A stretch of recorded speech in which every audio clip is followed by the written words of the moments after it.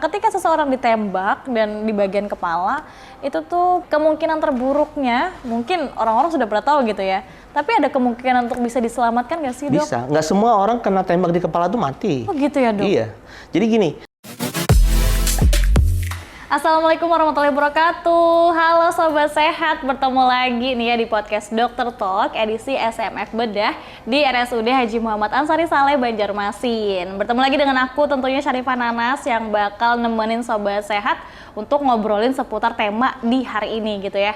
Tapi mau tanya dulu, gimana nih keadaan hari ini? Apakah sehat? Atau mungkin kurang sehat? Tapi buat yang kurang sehat, tentu kita doakan semoga segera diberi kesehatan. Amin ya. Karena emang dalam hal apapun menjaga kesehatan itu tuh penting banget ya Sobat Sehat. Jadi emang harus se-aware itu untuk menjaga kesehatan. Oke, hari ini kita bakal ngobrol terkait dengan bedah saraf yang mungkin kayaknya Sobat Sehat udah nggak asing sih, kayaknya udah pernah dengar gitu bedah saraf gitu ya, itu seperti apa. Nah, kita bakal lebih detail aja lagi ngobrol dengan dokter spesialis bedah saraf ya di hari ini, dan aku nggak sendiri, tentunya sudah bersama aku Dr. Ferry Chandra Satriawan, SPBS atau Dr. Ferry. Halo dokter. Halo. Gimana kabar hari ini? Baik? Siang. Baik, Mas. Baik, cerah banget ya dok ya. Selamat siang kita di hari ini, cerah banget ya Sobat Sehat ya. Oke, kan tadi aku bilang kita ngomongin bedah saraf ya dok ya. Mungkin kayaknya luas nggak sih bedah saraf itu? Kayaknya mungkin kita persempit aja di area tertentu, mungkin di pembahasan tertentu gitu ya dok ya. Nah mungkin pengantar dulu kali ini buat Sobat Sehat di rumah, bedah saraf itu apa dan ruang lingkupnya apa saja gitu. Silakan dok. Iya, terima kasih ya Mbak. Jadi bedah saraf itu dokter spesialis yang menangani bagian dari otak sampai ke struktur sumsum tulang belakang. Nah itu kita menangani kasus-kasus pada bagian tubuh itu. Pokoknya bagian kepala ya dok ya, khususnya buat bagian otak gitu ya. Nah ini kan kita bahas terkait dengan cedera otak traumatiknya gitu ya, yang mungkin penyebabnya bermacam-macam gitu. Nah mungkin dokter bisa kasih tahu juga dong buat Sobat Sehat di rumah terkait dengan cedera otak traumatik itu. Oke, jadi cedera otak traumatik itu adalah cedera otak yang disebabkan oleh cedera kepala. Cedera kepala itu sendiri kan seperti kita tahu sehari-hari ya, itu kan banyak sekali kasusnya. Ya kecelakaan motor, jatuh kepalanya terbentur, atau kemudian trauma pada kepala akibat pemukulan oleh benda tumpul, kemudian juga oleh benda tajam misalkan. Sering kita temuin berantem tuh, berkelahi, pakai senjata tajam, terus ditebas di bagian kepalanya. Ya. Itu antara lain mekanisme cederanya karena seperti itu. Jadi nanti karena mekanisme trauma atau benturan ke kepala tadi menyebabkan kerusakan otak yang di dalamnya. Kalau ini dok, kalau tembak juga? Iya. Jadi misalkan kepala ditembak tuh, pernah kan? Jadi peluru masuk ke dalam otak. Jadi kita harus ambil pelurunya itu. Gitu. Untuk beberapa kasus yang pernah dokter tangani, misalnya penyebabnya adalah dipukul benda tumpul misalnya. Nah itu beberapa kasus apa yang terjadi dok? Gitu. Ya biasanya kalau misalkan pemukulan oleh benda tumpul ya, pertama mungkin akan terjadi kerusakan kulit atau di jaringan sekitar di kepala ya. Bisa memar, lebam, atau mungkin sampai ada luka terbuka atau robekan. Kemudian di bagian tulangnya nanti mungkin akan ditemukan tulangnya retak. Dan nanti di dalam otaknya bisa juga ada perdarahan otak akibat yang ditimbulkan akibat dari pemukulan tadi ya. Maksudnya kayak benda tumpul pun ternyata bisa bikin pendarahan sampai ke otak ya dok ya? Bisa, kalau misalkan memang gaya atau mekanisme benturannya kencang banget gitu ya. Nah kalau terjadi perdarahan di otak, apa sih dok yang terjadi biasa pada pasien tersebut? Nah kalau terjadi perdarahan di otak pasti tentunya akan, pertama teringannya dia akan mengganggu atau akan timbulnya kerusakan saraf di daerah otak. Artinya apa? Mungkin pasiennya yang teringan mungkin akan gangguan ingatan, kemudian gangguan bicara, kemudian lebih parah lagi mungkin nanti kalau di daerah otak di bagian saraf untuk pergerakan tangan dan kaki mungkin akan jadi lumpuh pada tangan atau kaki. Dan yang sampai terberatnya kalau misalkan perdarahannya cukup luas dan menekan otak akan mengakibatkan pasiennya koma atau tidak sadar. Itu kemungkinan yang terburuk lah ya dok ya. Itu kalau benda tumpul. Kalau benda tajam misalnya, kemungkinan terjadinya apa aja dok? Benda tajam pasti ada sama. Luka lah ya, luka terbuka gitu ya dok. Pasti sama. Cuman dengan gaya yang lebih ringan dari benda tumpul akan menimbulkan kerusakan yang lebih parah pasti. Gitu. Jadi kan kalau misalkan nih sering kita ketemu kalau di Banjarmasin itu kan atau di daerah sini kan pasti sering orang berantem tuh kan ya, pakai benda tajam, pakai parang. Emosian gitu ya, Dok, dikit-dikit berantem gitu ya. Itu kan pasti dia dengan gaya yang tidak terlalu berat dengan benda tumpul akan menimbulkan cedera yang lebih parah biasanya gitu. Oke, Dok. Sorry, kan kita, di bagian kepala kan ada tengkorak gitu ya. Berarti tengkorak ini apakah dia mudah untuk retak atau patah atau gimana, Dok? Sampai akhirnya bisa sampai ke otak gitu? Gitu, oke. Jadi pada tulang tengkorak itu tentunya seperti pada bagian tulang-tulang yang lain ya. Pada kondisi anatomi normal pada anak-anak itu pasti akan lebih rentan untuk patah atau retak. Ya. Tapi tetap dari mekanisme kencengnya itu, trauma itu pasti akan menimbulkan impact atau dampak ke dalam otak. Itu. Kembali pada mekanismenya ya, Dok ya, penyebab gitu ya terjadinya. Penyebab dari benturan di kepala itu seperti apa? Semakin kenceng atau keras mekanisme traumanya pasti akan menimbulkan kerusakan yang akan lebih parah. Oke. Pernah nggak sih, Dok, kejadian kayak misalkan jatuh sampai akhirnya kepalanya terbentur di jalan misalnya, sampai akhirnya retak dan sampai akhirnya ke otak gitu, ada pendarahan, itu pernah, Dok? Iya, Padahal sering. ibarat kata kan jatuh gitu. Iya. Sering banget ya, Dok? Sering. Berarti cukup rentan ya, Dok, area kepala kita ini? Iya, betul sekali. Oke. Biasanya ditambah lagi kalau misalkan pada usia lebih tua, itu kan kondisi otak mungkin lebih rapuh di pembuluh darahnya kan.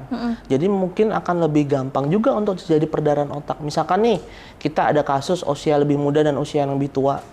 Mungkin sama-sama jatuh, mungkin sama-sama naik motor, Sama boncengan. gitu, mekanismenya mungkin sama kira-kira gitu ya, jatuhnya sama mekanisme itu. Tapi mungkin akan menimbulkan dampak yang lebih berat pada usia yang lebih tua karena kondisi otak yang sudah rapuh, pembuluh darah di otak yang lebih rapuh, akhirnya lebih rentan untuk terjadinya perdarahan di otak. Gitu. Oke, dan itu tentu kembali kepada mekanismenya tadi gitu ya. Ini, Dok, mungkin kan beberapa mungkin pernah kali ya dia kayak kejedot gitu loh, Dok. Akhirnya benjol kan. Nah, itu sebenarnya yang terjadi apa tuh, Dok? Kalau ibarat kata cuman benjol kayak gitu, itu perlu langsung diperiksakan nggak atau kayak gimana? Tentunya kita kembali lagi lihat ya, kita harus periksa lagi sebagai dokter, nanti kita lihat ini memang kemungkinannya benjol karena memang dia ada benturan sampai impactnya di luar aja, artinya hanya di kulit, tidak sampai ke dalam otak, atau memang kira-kira ada gangguan sampai ke otak. Kita harus periksa dulu pertama. Kedua, nanti kita lihat lagi kalau misalkan memang dari pemeriksaan memang ada gangguan, kira-kira gangguan ada perdarahan atau gangguan di dalam otak, kita harus tetap periksa dengan pemeriksaan penunjang dulu atau di foto, minimal kita CT scan atau MRI. Kalau yang lebih sederhana mungkin kita bisa lihat kalau misalkan di daerah yang memang fasilitas kesehatan terdekat ya kita bisa lakukan dengan ronsen kepala. Nanti kita lihat ronsen kepala kalau misalkan memang kira-kira nih dari ronsen kepala tidak ada keretakan tulang tengkorak, kemungkinan kan berarti mekanisme traumanya nggak keras ya. Nah, berarti kemungkinan untuk ada perdarahan di otak mungkin lebih kecil, walaupun ada pada kondisi tertentu memang bisa. Misalkan pada kondisi orang yang sudah tua, biasanya walaupun dia mekanismenya nggak terlalu kenceng, kita dari foto ronsen aja kepala nggak ada keretakan, itu ternyata di dalamnya ada perdarahan otak juga bisa, karena kan lebih rapuh tadi. Jadi dia dengan mekanisme gaya benturan yang lebih ringan, mungkin nggak akan sampai bikin tulang tengkorak tuh retak, tapi di dalamnya pembuluh darahnya pecah dan bikin perdarahan di otak bisa. Oh, bisa ya, Dok, ya, meskipun mungkin tengkoraknya aman-aman aja, tapi tetap ada terjadi pendarahan di bagian otak gitu ya. Oke. Nah, beberapa kasus yang sudah dokter temui, misalkan pasien yang datang gitu ya, itu rata-rata penyebabnya apa, Dok?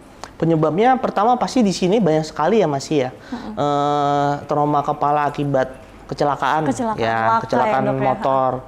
Kita masih sering banget itu kan lihat di jalanan, apalagi kalau hari Jumat tuh. Ya kan naik motor, boncengan mungkin bertiga, atau mungkin boncengan berdua tapi nggak pakai helm, tapi pakai peci tuh. Iya, ya betul, kan? betul, Dok, betul. Nah, sebenarnya ya harusnya tetap kita pakai helm. Bahwa orang pakai helm aja kemungkinan terjadinya benturan bisa menyebabkan perdarahan otak juga masih ada kan? Masih ada ya? Iya. Apalagi kita kan nggak harus pakai lihat helm dulu gitu. helm itu seperti apa. Tergantung gaya benturannya seperti apa. Kan kita pakai helm juga, kalau kita nggak ikat dengan baik pasti akan bisa lepas. Iya, betul. Akhirnya kita tetap kebentur. Kemudian kita lihat juga spesifik helmnya seperti apa spesifikasinya. Kalau helm kerupuk juga ya pasti hancur kan. Sama Tidak aja sesuai ya, dengan Dok, ya. standar untuk melindungi kepala. Oke. Jadi ya harapannya kita bisa Apapun dan mentaati- kemanapun ya menggunakan Iya, helm gitu menggunakan ya, Dok, helm ya. dengan standar yang telah ditentukan untuk Tentukan. keselamatan kepala tadi Oke. dan digunakan sesuai standar. Oke, berarti yang pertama penyebab kebanyakan adalah laka ya, kecelakaan Iya. gitu. Nah, penyebab lainnya ada nggak, Dok? Kayak misalkan olahraga tertentu atau aktivitas tertentu gitu. Ada sering, misalkan penyebab lain selain kecelakaan kan misalkan berantem tuh. Berantem. Ya, berantem. Kemudian olahraga juga sering tuh. Olahraga misalkan olahraga main bola atau futsal tuh, ya, atau main basket. Mungkin kalau misalkan sepak bola masih di rumput itu kan akan lebih cenderung lebih aman ya. Daripada misalkan kita futsal yang lantai ya, atau misalkan main basket tuh Basket sering kan kita emang beberapa iya, kita betul. temuin jatuh ya bisa retak, ada perdarahan di otak sering sekali. Tuh. Olahraga. oke. Olahraga. Aktivitas lain, Dok? Mungkin atau itu Aktivitas- secara besarnya itu deh antara Iya, kecelakaan dan secara juga besarnya sih itu sih olahraga dia. tertentu gitu ya. Biasanya di sini kecelakaan lalu lintas, kemudian kriminalitas, artinya berantem atau pembunuhan, kemudian kecelakaan kerja biasanya juga Oh, beberapa. kecelakaan kerja ya. Kecelakaan kerja ada. Oke. Nah, aku penasaran, Dok. Tadi kan katanya salah satunya juga dengan tembakan ya. Iya. Dimana pelurunya tuh kata dokter emang harus diambil Iya. gitu kan. Nah, itu gimana tuh, Dok, untuk prosesnya itu loh. Untuk mengambil peluru di dalam kepalanya pasti dengan operasi gitu ya pasti ya, Iya, Dok ya. betul sekali. Nah, itu tuh ketika seseorang ditembak dan di bagian kepala itu tuh penyebab dan kemungkinan terburuknya mungkin orang-orang sudah pernah tahu gitu ya. Tapi ada kemungkinan untuk bisa diselamatkan nggak sih, Dok? Bisa, nggak semua orang kena tembak di kepala tuh mati. Oh gitu ya, Dok? Iya. Jadi gini, luka tembak pada kepala yang mengenai organ otak itu pertama pasti akan menyebabkan perdarahan akibat Tembakan tadi. tembakan peluru yang masuk Peluru ke dalam yang otak. masuk, oke. Artinya apa? Di situ akan ada pembuluh darah otak yang pecah dan akhirnya menimbulkan perdarahan di otak. Jadi jatuhnya akan terjadi perdarahan di otak. Nah, karena perdarahan otak itu tadi kita harus ambil tuh perdarahannya.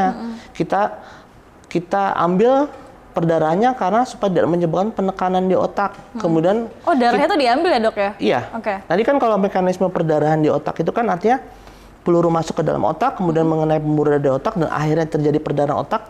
Perdarahan otak ini kan akan membentuk klot atau membeku kan. Akhirnya akan menimbulkan efek massa atau penekanan di otak. Oh, oke. Nah, itu pada kondisi itu, kalau terjadi penekanan di otak, akhirnya kita harus ambil. Pertama, karena indikasi kita harus mengambil clotting perdarahan yang ada di otak supaya tidak menekan otak. Oke. Kedua, kita ambil juga pelurunya. Karena kan peluru adalah benda asing. Benda asing. Apapun sesuatu ada benda asing yang ke dalam tubuh kita, kita harus ambil. Oke. Karena akan menimbulkan resiko infeksi dan lain-lain. Itu jadi prosedur operasinya kira-kira kurang lebih seperti itu. Oke. Sama pernah tuh biasanya selain peluru, misalkan pisau tuh. Pisau tuh ada pernah juga kejadian nancep Di kepala. di kepala. Oke. Jadi orangnya jalan ada pisau gitu nancep gitu kayak di film-film gitu. Aduh, Dok. Nah, itu kan berarti juga kita harus ambil Tapi kan. dia masih dalam keadaan sadar, Dok? Iya, Oke. masih keadaan sadar. Dan jadi itu tadi Tunggu, Dok. sebenarnya. Kebanyakan berarti ketika ada kasus di cedera traumatik di bagian kepala gitu ya, itu nggak semerta-merta seseorang tersebut langsung tidak sadarkan diri. Iya. Masih ada kemungkinan mereka tuh sadar gitu ya, Iya, Dok? tergantung sejauh apa kerusakan yang ada di otak. Kembali yang ke mekanismenya ditimbulkan. juga kan ya, Dok? Iya. Ya? Oke, nah ke kasus tadi yang pisaunya masih nancep gitu, masih dalam keadaan bugar, dia datang ke rumah sakit gitu ya, Dok ya. Akhirnya apa ya, ibarat kata tindakan utama pertama yang dilakukan dengan kasus ini? Iya, tentu tindakan utamanya ya kita harus segera untuk melakukan operasi ya. Itu Artinya operasi, apa? Dok, nggak bisa kalau langsung dicabut aja. Dalam artian gini, Tapi jadi saya sebenarnya enak ya. mekanismenya ya kita akan cabut. Cuman cabut ini kan kita juga harus prepare dengan kondisi kita aman kan. Kita tahu ada benda asing menancap ke dalam kepala, kemungkinan masuk ke dalam otak, kita bisa tahu sejauh mana pisaunya masuk.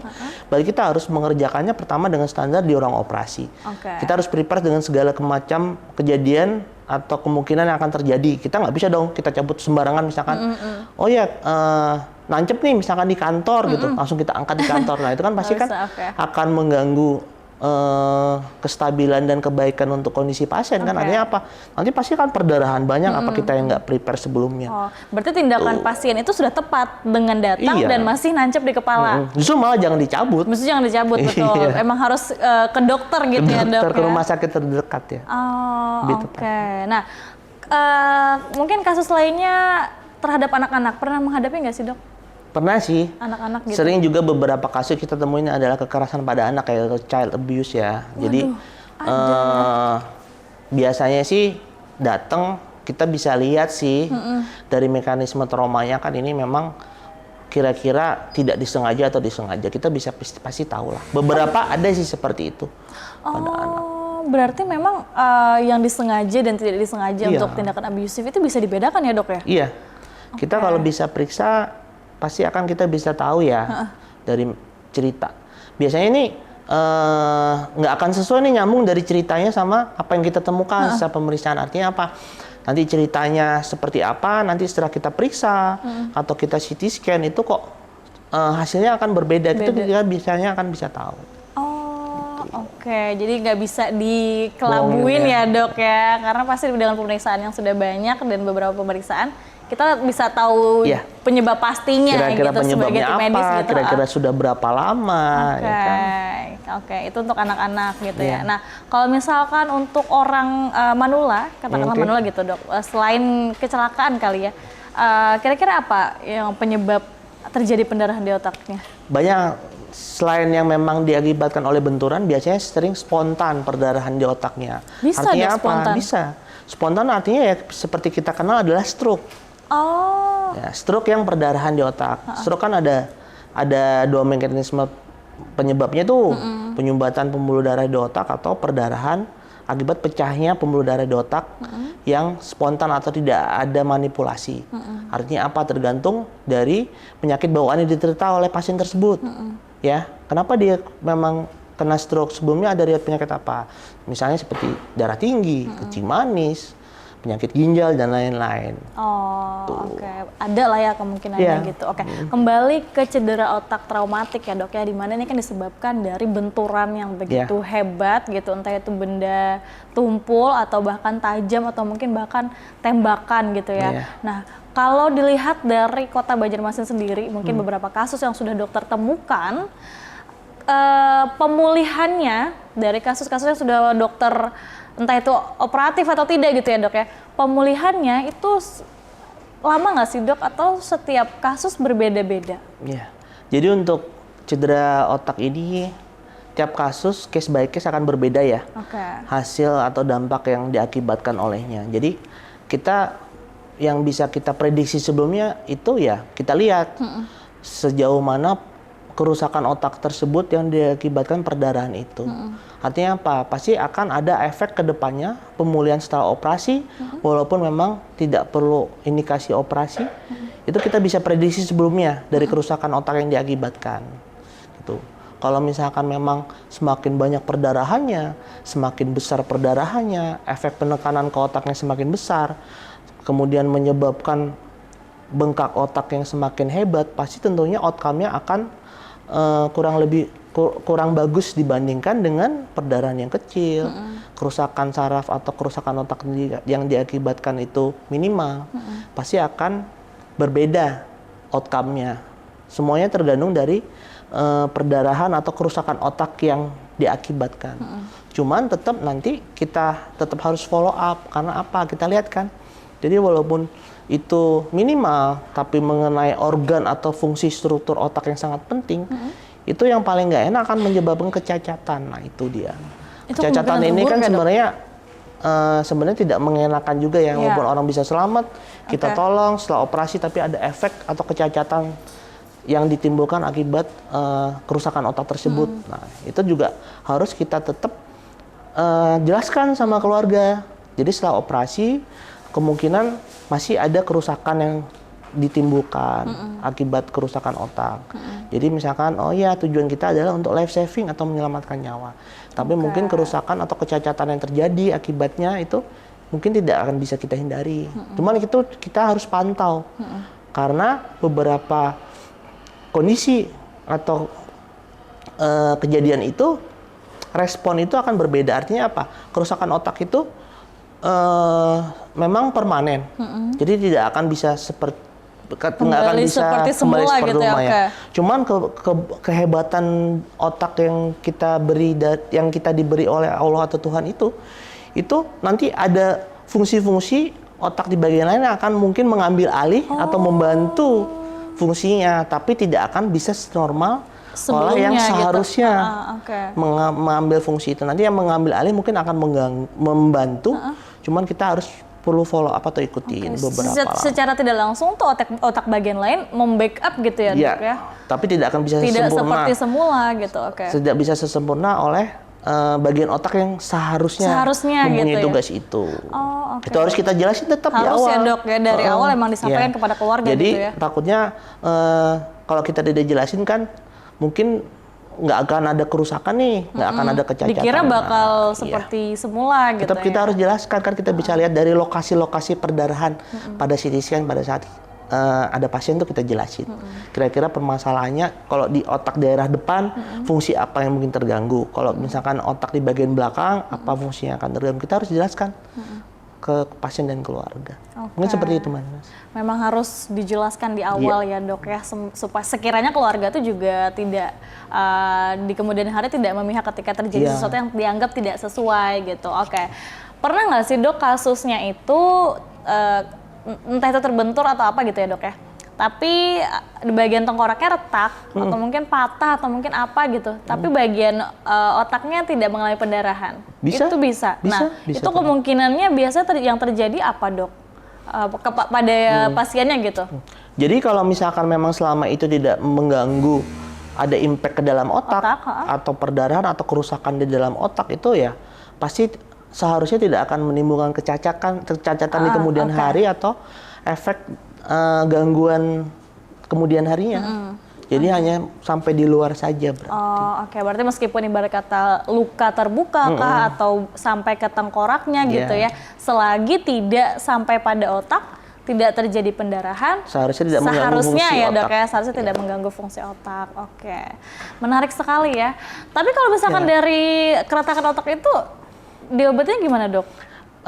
Tengkorak itu, di bagian tengkoraknya. Jadi retak pada tengkorak itu nanti kita akan lihat ya. Jadi kalau misalkan hanya retak saja tapi tulang posisi tidak menancap ke dalam otak, ya kita tidak apa-apain. Itu nanti kan proses healing dari tengkorak akan terjadi. Tapi pada kondisi-kondisi tertentu, misalkan biasanya itu seperti luka tembak tuh, ada akses peluru masuk atau benda tajamnya masuk. Nah, biasanya itu patahan yang kita harus perhatikan itu patahan tulang yang masuk ke dalam otak, nancep. Jadi tidak stabil, bukan rata, tapi akan masuk ke dalam otak. Nah, ini yang tentunya harus diperbaiki. Diambil yang nancep ke dalam otak, kita ambil, kemudian kita bersihkan. Tentunya kan pasti akan ada risiko infeksi nih, karena ada kontak dari area luar ke dalam otak. Nah, tujuan kita operasi adalah mengangkat tulang yang masuk ke otak, kemudian kita bersihkan supaya tidak terjadi infeksi atau mengurangi risiko infeksi, karena ada akses. Nanti tengkorak itu akan apa ya, Dok, sebutannya? Iya, pulih dengan sendirinya gitu ya, Dok ya? Apalagi kalau pada usia-usia yang masih muda, anak kecil pasti akan dia cepat lah menyatu lagi. Untuk yang mungkin masih pertumbuhan gitu kali ya, Dok? Iya. Nah kalau kita lihat dari sini kan ternyata Sobat Sehat penyebab-penyebabnya tidak lain tidak bukan lagi-lagi kecelakaan ya, Dok ya. Iya. Apalagi mungkin seperti yang dokter sampaikan, biasanya hari Jumat tuh banyak sekali masyarakat yang mungkin merasa peci lebih kuat dari helm ya. Peci lebih kuat daripada helm, mungkin demikian gitu ya. Apalagi berangkatnya sampai bertiga, bonceng tiga gitu kan, Dok ya. Atau mungkin beberapa di antaranya ada yang kebut-kebutan. Nah, itu kan hal yang sangat berbahaya gitu. Takutnya kalau kecelakaan, tapi kebanyakan kasus mungkin itulah penyebabnya gitu ya, Dok ya, karena emang nggak pakai helm tadi gitu ya. Tapi sebelumnya kita pengen informasiin dulu nih buat Sobat Sehat di rumah, khususnya mungkin buat dokter intensif, dokter IGD, dokter umum gitu ya, bahwasanya nanti akan ada pelaksanaan seminar dan workshop ini manajemen and treatment multiple injuries, nanti diselenggarakan di bulan Desember ya, di tanggal 8 sampai 9 itu hari Jumat dan Sabtu. Jadi itu nanti biar lebih kalau kata dokter juga kan lebih pede lagi buat menangani hal-hal yang berkaitan dengan benturan-benturan traumatik Iya. gitu ya, trauma gitu. Jadi mungkin buat Sobat Sehat bisa ikutin kegiatan ini, dan untuk informasi lebih lanjut nanti bisa dicek di Instagram aja, ada di SMF apa tadi ya? Sorry. SMF Bedah Ansal Banjarmasin. Nah, jadi bisa dicek di Instagram tersebut ya. Oke, baik. Dokter, mungkin ada penegasan nggak sih buat Sobat Sehat nih biar sekiranya menjaga bagian kepala ini gitu ya, agar tidak terjadi hal-hal yang tidak diinginkan gitu, Dok? Iya. Mungkin pesan saya, ya satu aja ya. Masalah untuk trauma di kepala itu adalah kita sehari-hari lebih sadar ya, sadar untuk kita dalam berkendara, kemudian kita gimana pada anak-anak kita untuk memberi tanggung jawab itu kita kasih kendaraan bermotor. Artinya apa ya, supaya kita sebenarnya hal-hal kecil yang bisa kita terapkan dan kita cegah sebelum terjadi ya. Itu aja, karena saya disayangkan sekali kalau misalkan memang sudah terjadi tapi ya akhirnya akan menimbulkan kecacatan atau kematian. Itu aja sih poin penting yang harus kita perhatikan di Banjarmasin ini. Oke, sorry Dok, ada yang ketinggalan tadi aku lupa tanya. Oke. Kalau misalkan terjadi benturan, kita benturan tumpul dulu deh, benturan tumpul gitu ya di area kepala ini, ada nggak pertolongan pertama atau hal pertama yang kita lakukan sebelum memang harus kita bawa gitu? Misalkan dia jatuh nih, apalagi anak-anak tuh rentan ya Dok ya, jatuh di bagian kepala gitu kan. Nah, kita sebagai orang dewasa atau mungkin sebagai orang menyadari akan hal itu, lebih baik apa yang kita lakukan, Dok? Oke. Jadi sebenarnya prinsip tetap secara mudahnya untuk orang awam ya, segera bawa ke rumah sakit terdekat aja ya. Jadi kalau misalkan memang ada kecelakaan jatuh, kecelakaan lalu lintas atau ada perkelahian, segera bawa ke rumah sakit terdekat supaya dapat penanganan medis secara cepat. Kemudian kalau misalkan memang ada luka-luka tertentu, ya tolong jangan diotak-atik dulu ya. Itu aja sih. Oke, secara umum untuk masyarakat awam langsung aja bawa gitu ya ke rumah sakit terdekat, vaskes terdekat, dan jangan diotak-atik ya Dok ya. Iya. Takutnya kenapa-napa kan itu jadi ngeri juga. Yang awalnya nggak kenapa-napa jadi kenapa-napa gitu. Oke, baik Dokter Ferry, terima kasih atas perbincangannya sangat luar biasa. Tentu ini ilmu baru buat Sobat Sehat, buat saya juga wawasan yang baru gitu ya. Semoga ini bermanfaat buat Sobat Sehat di rumah, dan pastikan diingat himbauan dan juga pesan yang sudah disampaikan oleh Dokter Ferry. Baik, sekali lagi terima kasih Dokter. Oke, terima kasih. Semoga sehat selalu dan selamat beraktivitas kembali. Dan Sobat Sehat, itu dia perbincangan kita di hari ini. Terima kasih atas kebersamaan Sobat Sehat di rumah ya. Sekali lagi ingat himbauan dari Dokter Ferry, jangan bonceng tiga, apalagi tidak menggunakan helm ya. Ingat, keselamatan itu sangat penting ya. Baik, saatnya saya pamit. Wassalamualaikum warahmatullahi wabarakatuh. Sampai jumpa.